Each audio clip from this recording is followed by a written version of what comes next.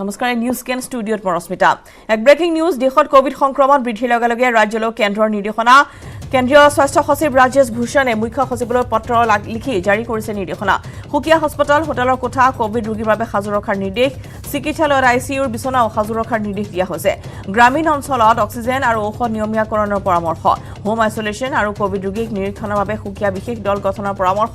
কোভিডৰ পৰীক্ষণ এম্বুলেন্স আৰু হস্পিটেলৰ বিছনা বৃদ্ধি কৰাৰ নিৰ্দেশ দিয়া হৈছে ৱাৰ্ড পৰ্যায়লৈ সকলোকে সক্ৰিয় কৰাৰ নিৰ্দেশ এই ক্ষেত্ৰত বিশেষ ব্যৱস্থা প্ৰৱৰ্তনৰ পৰামৰ্শ ৰাজ্যৰ মুখ্য সচিবক 31 ডিসেম্বৰত দেশত কোভিড সংক্ৰমণৰ সংখ্যা 16764 জনলৈ বৃদ্ধি ইয়াৰ পিছতে কেন্দ্ৰীয় স্বাস্থ্য মন্ত্ৰালয়ে তৎপৰতাৰে ৰাজ্যসমূহলৈ নিৰ্দেশ প্ৰদান কৰিছে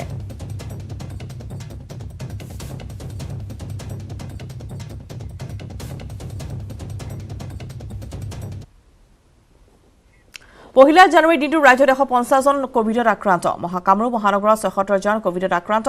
বিগত 24 ঘণ্টাত এজনৰ লোকৰ মৃত্যু হৈছে কোভিড আৰোগ্যৰ হাৰ হৈছে 98.64% আৰু আক্ৰান্তৰ হাৰ হৈছে 0.77%। পুনৰবাৰ জনাইছো পহিলা জানুৱাৰী দিনটোতে ৰাজ্যত 150 জনকৈ লোক কোভিডত আক্ৰান্ত হৈছে কামৰূপ মহানগৰত 76 জন আক্ৰান্ত বিগত 24 ঘণ্টাত এজন লোকৰ মৃত্যু হৈছে কোভিড আৰোগ্যৰ হাৰ হৈছে 98.64% কোভিড আক্ৰান্তৰ হাৰ 0.77%।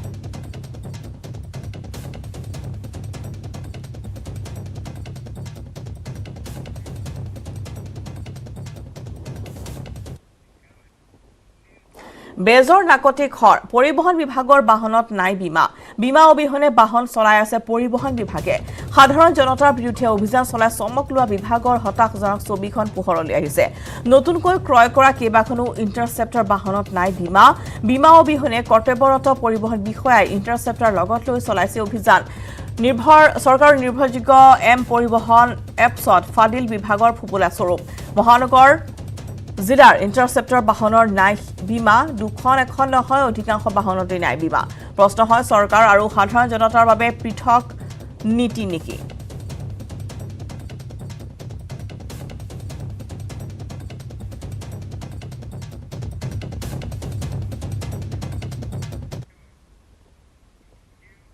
প্ৰতিখন চৰকাৰে ব্যক্তিগত বাহনৰ বীমা কৰাটো বাধ্যতামূলক বীমা অবিহনে কোনো বাহন চলাব নোৱাৰিব ৰাজপথত কঠোৰ হৈ পৰিছে পৰিবহন বিভাগৰ জিলা পৰিবহন বিষয়া চৰকাৰী বাহনৰ বীমা নাথাকিলে জিলা পৰিবহন বিষয়াই নিজে জৰিমনা বিহা নিয়ম কৰা হৈছে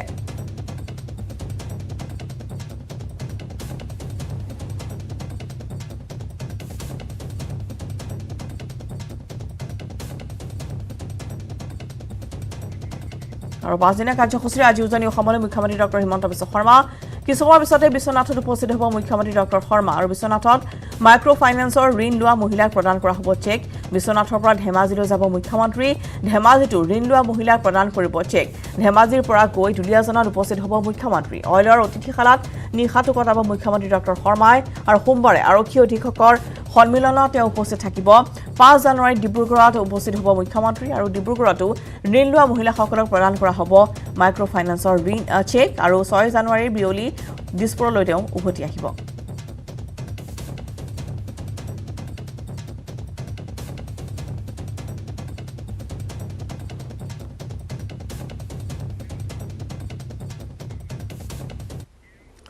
কৰিমগঞ্জৰ পিৰৰচক গাঁও পঞ্চায়তৰ কংগ্ৰেছ সভাপতিৰ ঘৰতে ড্ৰাগছৰ বেহা ড্ৰাগছসহ মেডল গাঁৱৰ ঘৰৰ পৰা গ্ৰেপ্তাৰ কৰা হৈছে সভাপতি মহম্মদ আব্দুল কৰিমৰ লগতে 2 পুত্ৰ আৰু 2 ভাতৃক দীৰ্ঘদিন ধৰি ঘৰতে সভাপতিসহ ভাতৃ পুত্ৰই চলাই আহিছে ড্ৰাগছৰ বেহা গ্ৰেপ্তাৰ কৰা হৈছে সভাপতি মহম্মদ আব্দুল কৰিম 2 পুত্ৰ মামুন আহমেদ আৰু ৰিপুন আহমেদ ভাতৃ বুৰহানুদ্দিন আৰু আবুল হুছেইন অভিযানত 31 গ্ৰাম হেৰইন 2000 টা খালী কণ্টেইনাৰৰ লগতে 3 লাখ টকা জব্দ কৰা হৈছে অভিযানৰ উমান পাই বাথৰুমতে নষ্ট কৰা হ'ল বহু পৰিমাণৰ হেৰইন কৰিমগঞ্জৰ উপ আৰক্ষী অধীক্ষকক নেতৃত্বত চহৰৰ সম্ভ্ৰান্ত কংগ্ৰেছৰ ঘৰতে চলিলে অভিযান অঞ্চলটোৰ সম্ভ্ৰান্ত ব্যক্তি হোৱাৰ সুযোগ লৈ দীৰ্ঘদিন ধৰি চলাই আহিছিল বৰবিহ ড্ৰাগছৰ বেহা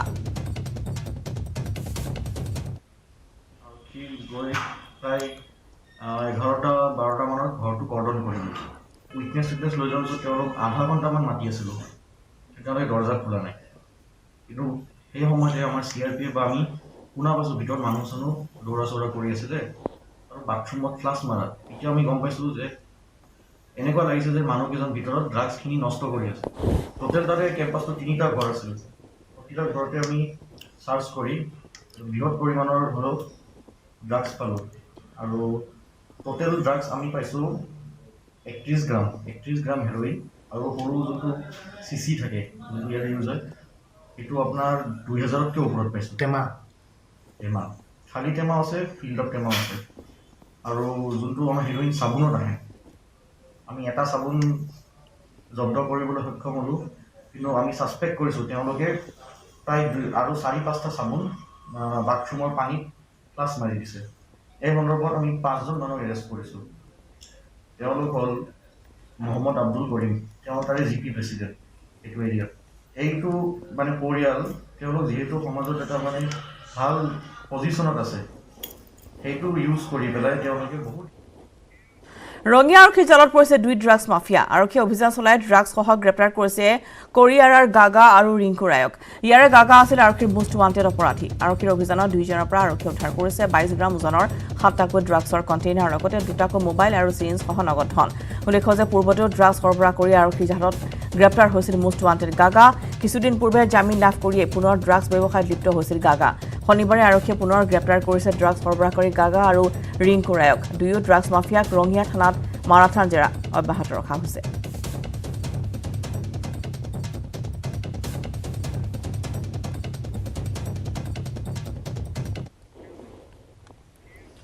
নৱবৰ্ষক আদৰিবলৈ বনভোজৰ দলসমূহে গোৱালপাৰা জিলাৰ শ্ৰী সূৰ্য পাহাৰৰ মহাপীঠ স্থানত ভিৰ কৰিছে উত্তৰ পূৰ্বাঞ্চলৰ ইলোৰা তথা দ্বিতীয় কাশীৰাম খ্যাত শ্ৰী সূৰ্য পাহাৰত এক উদুলি পৰিৱেশৰ সৃষ্টি হৈছে গোৱালপাৰা জিলাৰ লগতে অসমৰ বিভিন্ন প্ৰান্তৰ পৰা শ্ৰী সূৰ্য পাহাৰত সমবেত হৈ লগে ভাগে এসাঁজ খোৱাৰ প্ৰস্তুতি চলাইছে সকলোৱে চাহক এই সন্দৰ্ভত গোৱালপাৰাৰ সংবাদদাতা ৰিংকু দাসৰ এক ৰিপৰ্ট হয় আজি বছৰটোৰ প্ৰথমটো দেওবাৰ আৰু এই মুহূৰ্তত মই উপস্থিত আছোঁ গোৱালপাৰা জিলাৰ ঐতিহাসিক শ্ৰী সূৰ্য পাহাৰত যি দ্বিতীয় কাশীধাম হিচাপে পৰিচিত এই সূৰ্য পাহাৰ 99,999টা শিৱলিংগই ভৰপূৰ এই সূৰ্য পাহাৰ আৰু প্ৰতি বছৰে দেখা যায় এই সময়ছোৱাত বিভিন্ন ঠাইৰ পৰা বনভোজ খাবলৈ ভিৰ কৰে এই সূৰ্য পাহাৰত নিউজ 18 অসম নৰ্থ ইষ্টৰ দৰ্শক দেখুৱাই আছোঁ গোৱালপাৰা জিলাৰ ঐতিহাসিক যি সূৰ্য পাহাৰৰ পৰা দেখুৱাই আছোঁ তিনিটা ধৰ্মৰ সংমিশ্ৰণ এই সূৰ্য পাহাৰ হিন্দু জৈন আৰু বুদ্ধ এই তিনিটা ধৰণৰ সংমিশ্ৰণ এই সূৰ্য পাহাৰ প্ৰতি বছৰে দেখা যায় বছৰটোৰ এই সময়ছোৱাত এনেধৰণৰ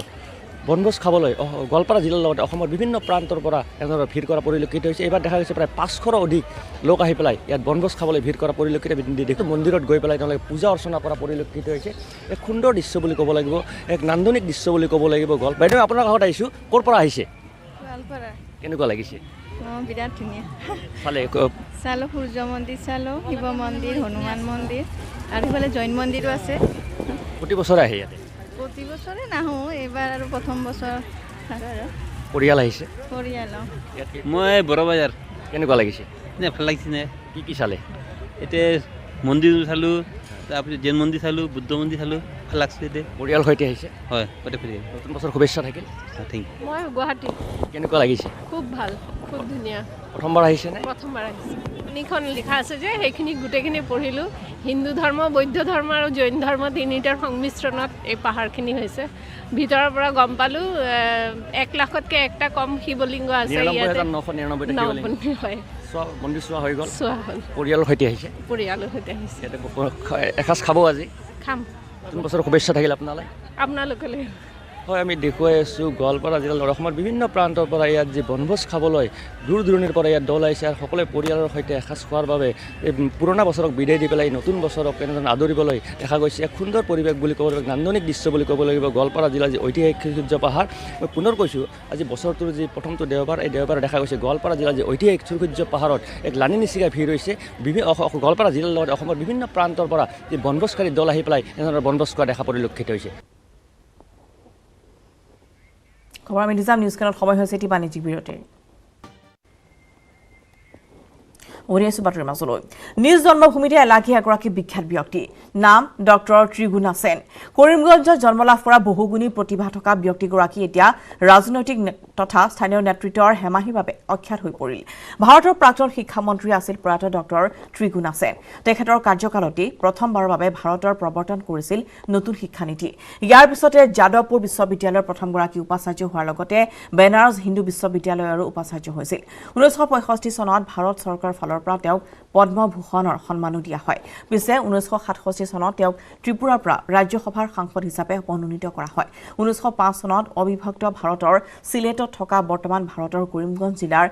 মাইজগ্ৰামত জন্ম লোৱা বিশিষ্ট ব্যক্তিগৰাকীৰ মাইজগ্ৰাম এলেকাত আছিল বহুখিনি জমিদাৰী মাটি কৰিমগঞ্জ জিলাৰ মাইজগ্ৰামত থকা এখন ঘৰতে তেওঁ শৈশৱকালো অতিক্ৰম কৰাৰ লগতে বহুদিন বসবাসো কৰিছিল পিছত জমিদাৰী প্ৰথা বিলীনৰ সময়ত ভাৰত চৰকাৰে কৰিমগঞ্জৰ মাইজগ্ৰামত থকা তেওঁৰ জমিদাৰী মাটিখিনি চৰকাৰী মাটি হিচাপে অধিগ্ৰহণ কৰিছিল বৰ্তমানে ঠাইখিনিত উদ্যোগ বিভাগে এখন ফুড পাৰ্ক তথা ইণ্টিগ্ৰেটেড কোল্ড ষ্টৰেজ স্থাপন কৰিবলৈ লৈছে কিন্তু মাটিৰ প্ৰকৃত মালিকৰ পৰিয়াল আৰু গুণমুগ্ধ ডক্টৰ ত্ৰিগুণা সেনৰ নামত উক্ত স্থানত শিক্ষা প্ৰতিষ্ঠান বা চিকিৎসালয় স্থাপন কৰি ডক্টৰ সেনৰ নাম যুগমীয়া কৰাৰ আহ্বান জনায় চাই যে এখানে একটা উনি এডুকেশন মিনিস্টার ছিলেন বা আমরা উন্নত ধরনের লোক ছিলেন আমরা যাতে এখানে উন্নত ধরনের একটা কিছু চাই যেমন হসপিটাল বা একটা যদি ইন্ডাস্ট্রি বসে ভালো মানুষ রোজগার পায় বা একটা যদি হসপিটাল হয় তাতে আমরা উপকৃত উনি সম্বন্ধে কেমন জানেন আপনারা এই সম্বন্ধে বেশি কিছু জানি না ওদের কোনো আত্মীয় স্বজনকে এখানে দেখেছেন দেখেছি ওনার আত্মীয় স্বজনেরা এখানে আছেন কেমন জায়গা হবে বিশাল বিশাল প্রচুর জায়গা ওরা তো জমিদার ছিলেন ওনারা জমিদার ছিলেন প্রচুর জায়গা সরকার ওই জায়গাগুলোকে নিয়েছে খাস করেছে বর্তমানে ওদের জায়গা এখানে আছে নুমলীগড়ৰ হাতীবান্ধৰ সংঘাত অব্যাহত থকাৰ মাজতে কালিয়নী নৈৰ পাৰত দেখা গ'ল বন্যহস্তীৰ মাতৃস্নেহৰ দৃশ্য সদ্যজাত এটি কণমানি হাতী পোৱালীক মাতৃয়ে দাঙি ঠেলি নিৰাপত্তা দি নিৰাপদ স্থানলৈ লৈ যোৱাৰ এক বিৰল দৃশ্য মাত্ৰ এদিন পূৰ্বে নুমলীগড়ৰ কালিয়নী নৈৰ পাৰত সৰিয়হ খেতিৰ মাজতে এজনী বন্যহস্তীয়ে জন্ম দিয়ে এটি হাতী পোৱালীটো লৈ বন্যহস্তীৰ জাকটো পৰে বিপাঙত সংকুচিত বনাঞ্চলৰ বাবে এতিয়া এনেদৰে জনাঞ্চলৰ মাজত হাতী পোৱালীটো বুকুত লৈ বিচৰণ কৰি ফুৰে হাতীজনীয়ে ইফালে হাতী পোৱালীটোৰ জাকে কোনো ধৰণৰ ক্ষতি কৰিব নোৱাৰে তাৰ বাবে মাকে নদীৰ গৰা পাৰ ঠেলি ডাঙি নিৰাপদ স্থানলৈ লৈ যোৱাৰ নান্দনিক দৃশ্য দেখিবলৈ পোৱা গ'ল যি দৃশ্য চাবলৈ ভিৰ কৰা পৰিলক্ষিত হৈ কালিয়নী নৈৰ পাৰত নুমলীগড়বাসী ৰাইজে প্ৰত্যক্ষ কৰিলে হাতী মানুহৰ সংঘাতৰ এক নান্দনিক দৃশ্য এজনী হাতীয়ে এটি পোৱালি জন্ম দি সৰিয়হনিত নিৰাপদ আশ্ৰয় বিচাৰি বিচৰণ কৰি ফুৰা দৃশ্যই সকলো ৰাইজৰে দৃষ্টি আকৰ্ষণ কৰিছে এই ক্ষেত্ৰত আমি এটা কথাই কওঁ যে এই নুমলীগড় অঞ্চলৰ হাতী মানুহৰ সংঘাত অব্যাহত আছে চৰকাৰী যিখিনি ভূমি আছে সেই ভূমিবিলাকত আচলতে চৰকাৰে বন্যহস্তীৰ খাদ্য আশ্ৰয়স্থলৰ সৃষ্টি নকৰিলে এই সমস্যাটোৰ সমাধানৰ কোনো পথ আমি দেখা নাই গতিকে ৰাইজে এই ক্ষেত্ৰত বিহিত ব্যৱস্থা লোৱাটো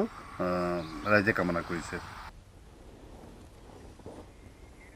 কেন্দ্ৰীয় ক্ৰীড়া মন্ত্ৰালয়ৰ অনুমোদনপ্ৰাপ্ত তথা department of youth affairs and স্পৰ্টছৰ অন্তৰ্ভুক্ত কালিৰাপট্টু ইতিমধ্যে খেলো ইণ্ডিয়া ইউথ গেমছত অন্তৰ্ভুক্ত হৈছে অনাগত চতুৰ্থ খেল ইণ্ডিয়া প্ৰতিযোগিতাত হাৰিয়ানাত ফেব্ৰুৱাৰী মাহৰ পৰা অনুষ্ঠিত হ'ব খেলো ইণ্ডিয়াত অংশ ল'বলগীয়া অসমৰ খেলুৱৈ 28, 29 আৰু 30 ডিচেম্বৰত গুৱাহাটীৰ নেহৰু ষ্টেডিয়ামত নিৰ্বাচন অনুষ্ঠিত হৈ যায় বিভিন্ন জিলাৰ মুঠ 150 জন প্ৰতিযোগীৰ মাজৰ পৰা সৰ্বভাৰতীয় ফেডাৰেশ্যনৰ সাধাৰণ সম্পাদক আৰু ৰাষ্ট্ৰীয় প্ৰশিক্ষণৰ উপস্থিতিত 12 জনকৈ খেলুৱৈ নিৰ্বাচিত হয় নগাঁও জিলাৰ পৰা হিমাংকৰ সাহাই ৰাজ্যিক দলত স্থান লাভ কৰি গৌৰৱ কঢ়িয়াই আনিছে নগাঁৱৰ অগ্ৰণী সমৰ কলা প্ৰশিক্ষণ কেন্দ্ৰৰ মুখ্য প্ৰশিক্ষক মিণ্টু গোস্বামীৰ তত্বাৱধানত জিলাখনৰ বিভিন্ন অঞ্চলৰ বহু শিক্ষাৰ্থী ক্ৰীড়া ক্ষেত্ৰত উজ্জ্বল ভৱিষ্যতৰ সন্ধানত প্ৰশিক্ষণ গ্ৰহণ কৰি আছে উল্লেখযোগ্য যে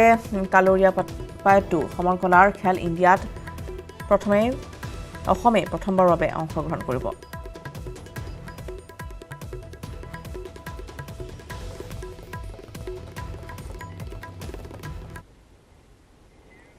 কমলপুৰ আৰক্ষী থানাৰ অন্তৰ্গত পালাৰাত আৰক্ষীয়ে জব্দ কৰিছে কেৰাচিন তেল ভৰ্তি গাড়ী কমলপুৰ আৰক্ষী থানাৰ ভাৰপ্ৰাপ্ত আৰক্ষী বিষয়া বীৰেন বৰুৱাৰ নেতৃত্বত এটা দলে খেদি 1400 লিটাৰ কেৰাচিন তেল ভৰ্তি গাড়ীখন জব্দ কৰাৰ লগতে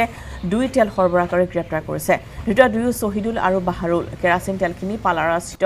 জৈনিক কুশল কলিতাৰ তেল ডিপোৰ পৰা ক্ৰয় কৰা বুলি সৰবৰাহকাৰী দুজনে জানিবলৈ দিয়ে উল্লেখযোগ্য যে দীৰ্ঘদিনৰ পৰা এই তেল ডিপোটোৱে সুলভ মূল্যৰ কেৰাচিন তেলৰ কৃত্ৰিম নাটনি কৰি ৰমৰমীয়া বেহা চলাই আহিছিল বুলিও ৰাইজে অভিযোগ আনিছে এই অভিযোগৰ ভিত্তিতে কমলপুৰ আৰক্ষীয়ে অভিযান চলাই বৃহৎ পৰিমাণৰ চোৰাং কেৰাচিন তেল জব্দ কৰিবলৈ সক্ষম হয় চোৰাং তেল সৰবৰাহকাৰী শহীদুল আৰু বাহাৰুলক কমলপুৰ আৰক্ষী সোধা পোছা কৰাৰ পিছতেই ৰঙিয়া মহকুমা ন্যায়িক দণ্ডাধীশৰ আদালতত হাজিৰ কৰি জেল হাজতলৈ প্ৰেৰণ কৰিছে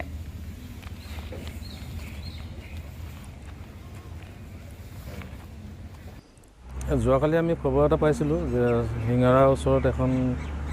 টাটা AC গাড়ী তাতে কেৰাচিন ভৰ্তি কৰি লৈ আহি তাত ৰৈ আছে।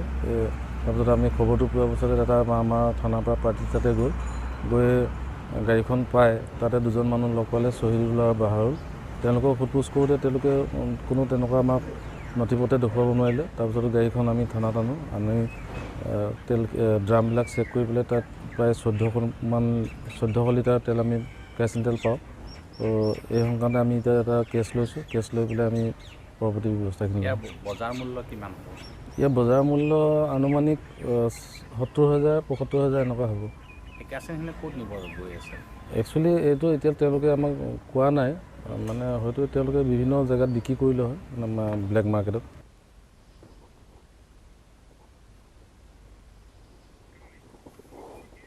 সুৰাপাই চালকৰ বিৰুদ্ধে অব্যাহত থাকিব আৰক্ষীৰ অভিযান। বছৰ প্ৰতিটো দিনতেই পৰিবহণ বিভাগে চলাব অভিযান। পৰিবহণ মন্ত্ৰী চন্দ্ৰমোহন পাটোৱাৰীৰ এই মন্তব্য। পথ দুৰ্ঘটনামুক্ত অসম গঢ় দিয়াৰ বাবে সাজু হৈছে পৰিবহণ বিভাগ। পৰিবহণ বিভাগৰ শক্তি বৃদ্ধিৰ বাবে নতুন নিযুক্তিৰ পৰিকল্পনা কৰা হৈছে। APSCৰ জৰিয়তে পৰীক্ষা অনুষ্ঠিত কৰি পূৰণ কৰা হ'ব পথসমূহ। ৰাজহ সংগ্ৰহতো নামিছে পৰিবহণ বিভাগ। 900 কোটি টকাৰ ৰাজহ সংগ্ৰহৰ লক্ষ্য পৰিবহণ বিভাগৰ।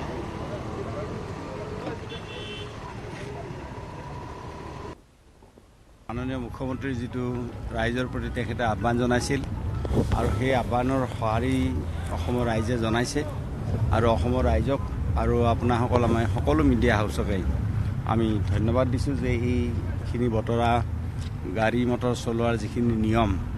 গতিকে এইখিনি আপোনাসকলে ৰাইজৰ মাজলৈকে লৈ যোৱাৰ কাৰণে আপোনালোকক আমি ধন্যবাদ দিছোঁ, অসমৰ ৰাইজকো ধন্যবাদ দিছোঁ। বহু বছৰৰ মূৰত প্ৰথমবাৰৰ বাবে আমাৰ 31 ডিচেম্বৰটো এটাও এক্সিডেণ্ট হোৱা নাই আৰু এতিয়ালৈকেও আজি 1 তাৰিখত ভগৱানৰ ইচ্ছাত আজিও এতিয়ালৈকে কোনো এক্সিডেণ্টৰ খবৰ আমি তেনেকৈ পোৱা নাই। গতিকে আমি যদি যান বাহনৰ নীতি নিয়মখিনি মানি চলোঁ তো তেতিয়াহ'লে আমি এক্সিডেণ্ট মুক্ত এখন অসম গঢ়িব পাৰোঁ ইচ্ছা কৰিলে। কিন্তু এইটো নিৰ্ভৰ কৰিব ৰাইজৰ ওপৰত। যদি হেলমেট পৰিধান কৰি যদি মটৰ চাইকেল চলায়, সুৰাপান কৰি যদি গাড়ী নচলায় বা অত্যাধিক স্পীডত যাতে গাড়ী নচলায়, এইবিলাক যদি আমাৰ সকলোৱে মানি চলে তো তেতিয়াহ'লে আমি যথেষ্ট পৰিমাণে আমি আমাৰ এক্সিডেণ্টৰ পৰা আমি মুক্ত কৰিব পাৰিম। কাজিৰঙাত সুৰামত চালকৰ বিৰুদ্ধে অভিযান আৰক্ষী আৰু পৰিবহণ বিভাগৰ। মুখ্যমন্ত্ৰীৰ নিৰ্দেশৰ পিছতে ৰাজ্যৰ বিভিন্ন প্ৰান্তৰ লগতে কাজিৰঙাৰ প্ৰাণকেন্দ্ৰ কহৰা চাৰিআলি সুৰাপান কৰি গাড়ী চলোৱা চালকৰ বিৰুদ্ধে শনিবাৰে বিয়লি কঠোৰ হোৱা দেখা গ'ল গোলাঘাট জিলা পৰিবহণ বিভাগক। কাজিৰঙা ৰাষ্ট্ৰীয় উদ্যানৰ দক্ষিণৰ কাৰ্বি পাহাৰৰ নামনি থকা হাতীপাথৰ বনভোজস্থলীত শনিবাৰে ভিৰ কৰিছিলহি বনভোজকাৰী দলে। বনভোজ খাই ওলাই অহাৰ সময়ছোৱাতে কহৰা আৰক্ষী চকীৰ সন্মুখত বনভোজকাৰী দলৰ গাড়ী চালকৰ মুখত ব্ৰেথ এনালাইজাৰ লগাই এলকহল পৰীক্ষা কৰে পৰিবহণ বিভাগে। পৰীক্ষা কালত কেইবাজনো চালকে সুৰাপান কৰি গাড়ী চলোৱা প্ৰমাণ হোৱাত আইনগত ব্যৱস্থা লয় পৰিবহণ বিভাগে। অসমৰ অতিকৈ সন্মানীয় মুখ্যমন্ত্ৰী মহোদয়ৰ যি নিৰ্দেশনা আছিলে, তেখেতৰ নিৰ্দেশনাত আৰু তেখেতৰ সক্ৰিয়তাত আৰু মাননীয় পৰিবহণ মন্ত্ৰী মহোদয় তেখেতৰ সক্ৰিয় ভূমিকাত আমি পৰিবহণ বিভাগে ইয়াত কাজিৰঙাত কহৰাত গোটেই অসমতে মানে যি অভিযান চলোৱা হৈছিলে আৰু যোৱাকালি আমি ছাকচেছ বুলিয়ে ক'ব পৰা যায়। তেনেকৈ এক্সিডেণ্ট সংঘটিত হোৱা নাই। আমি যিমানখিনি পাৰোঁ চেষ্টা কৰিছোঁ যাতে এক্সিডেণ্ট সংঘটিত নহয় বা দুৰ্ঘটনা হ'লেও যাতে ক্ষয় ক্ষতিৰ পৰিমাণ কমাব পৰা যায়, যথেষ্ট যৎপৰোনাস্তি চেষ্টা কৰিছোঁ আৰু তাৰ অংশ বিশেষ হিচাপে আমি ইয়াত কাম কৰি আছোঁ আৰু আশা কৰিম আপোনালোকৰ জৰিয়তে অসমৰ নৱপ্ৰজন্মই মুখ্যমন্ত্ৰী মহোদয়ৰ আহ্বানক আঁকোৱালি লওক, সকলোৱে সংকল্প লওক, দৃঢ় প্ৰতিজ্ঞ হওক যাতে এখন দুৰ্ঘটনামুক্ত অসম গঢ়িব পৰা যায়, এয়ে কামনা। 2022ৰ ভিতৰত অসমত সম্পূৰ্ণ শান্তি স্থাপনৰ পথ মুখ্যমন্ত্ৰীৰ। পৰেশ বৰুৱাৰ সৈতে আলোচনাৰ গতি যোগাত্মক দিশত চলা বুলি সদৰি কৰে মুখ্যমন্ত্ৰীয়ে। মুখ্যমন্ত্ৰী হিমন্ত বিশ্ব শৰ্মা আলোচনাৰ অনুঘটক বুলি কৈ মুখ্যমন্ত্ৰীৰ ঘোষণাক আদৰিলে পৰেশ বৰুৱাই। কেনেকৈ আগবাঢ়িছে পৰেশ বৰুৱা নেতৃত্বাধীন আলফা চলিনৰে আলোচনা। বছৰৰ পহিলা দিনটোত ইতিবাচক আলোচনাৰ কথা ক'লে মুখ্যমন্ত্ৰী হিমন্ত বিশ্ব শৰ্মাই। একপক্ষীয় যুদ্ধবিৰতি ঘোষণাৰে আলোচনাৰ প্ৰতি সদিচ্ছা জনোৱা পৰেশ বৰুৱা নেতৃত্বাধীন আলফা চলিনৰ প্ৰতিও কেন্দ্ৰ আৰু ৰাজ্য চৰকাৰে সদিচ্ছা প্ৰদৰ্শন কৰিছে। এই কথা উল্লেখ কৰি মুখ্যমন্ত্ৰীয়ে ক'লে, আমি শেষৰ আৰম্ভণি কৰিব বিচাৰিছো। এনেকুৱা কমপ্লিকেটেড ইস্যু ৰিজলভ কৰাৰ আগতে ইউ হেভ টু গ' ভেৰি শ্ল' এণ্ড কেয়াৰফুল ৱে। চ' মই ভাবোঁ it is a beginning of N and মানে এটা পিচফুল চিটুৱেশ্যন হ'বগৈ ডেট বিগিনিং হেজ বিন নাও দেয়াৰ বিগিনিংটো আমি দেখা পাইছোঁ মুখ্যমন্ত্ৰী ডক্টৰ শৰ্মাৰ এই ইতিবাচক ঘোষণাৰ পিছতেই আলফা স্বাধীনৰ সভাপতি পৰেশ বৰুৱাই জনালে আদৰণি নিউজ 18লৈ ফোন কৰি পৰেশ বৰুৱাই ক'লে মুখ্যমন্ত্ৰীৰ কথাখিনি যোগাত্মক আমিও যোগাত্মক মুখ্যমন্ত্ৰী ডক্টৰ শৰ্মা আলোচনাৰ অনুগত যেতিয়া ৰাষ্ট্ৰপক্ষ যেতিয়া ধনাত্মকভাৱে কথা বতৰা কয় নিজৰ বক্তব্য ৰাখে তেতিয়া সংযুক্ত মুক্তি বাহিনী অসম স্বাধীনেও সদায় ধনাত্মকভাৱে উত্তৰটো দিয়ে যদি ৰাষ্ট্ৰপক্ষ ধনাত্মক হয় আমিও ধনাত্মক হ'ম আশা কৰাটো খুবেই স্বাভাৱিক আশা চবৰ নিজৰ নিজৰ পাৰচেপশ্যন থাকে আৰু আমাৰ ফালৰ পৰা যিটো কৈছো যে তেখেতকে দায়িত্ব দিছে বুলি কৈছে আমি তেখেতক মেডিয়েটৰ বুলি আমি মানে ভবা নাই বা তেনেকৈ গণ্য কৰা নাই তেখেতে ইণ্টাৰলোকেটৰ বুলিও আমি গণ্য কৰা নাই তাৰ ওপৰত আমি চিন্তা কৰি তেখেতক কেটেলিষ্ট বুলি কৈছো এজন কেটেলিষ্ট বুলি শব্দটো যেতিয়া প্ৰয়োগ কৰো কি কাৰণে কি গুণ থাকিব লাগিব নিশ্চয় আপোনালোক মানে অসমৰ গুণী জ্ঞানী মানুহসকলে নিশ্চয় বুজি পাইছে মুখ্যমন্ত্ৰী ডক্টৰ শৰ্মাই আলোচনাৰ ক্ষেত্ৰত লোৱা উদ্যোগক আদৰণি জনাই পৰেশ বৰুৱাই লগতে ক'লে দিল্লীয়ে মুখ্যমন্ত্ৰীৰ কথা নুবুজিলে দুৰ্ভাগ্যজনক হ'ব তেওঁ দিল্লীৰ নেতৃত্বক বুজাব পাৰিব বুলি আমি বিশ্বাসী